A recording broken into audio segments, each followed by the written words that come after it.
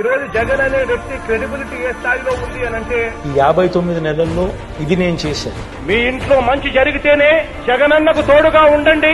ఇది నా progress report. మంచి జరగకపోతే వద్దమ్మా జగనన్నే చెప్పాడు అని కూడా చెప్పండి. ఈ జరిగిన మంచిని చూసి నాకు ఓటు వేయండి అని అడుగుతాను.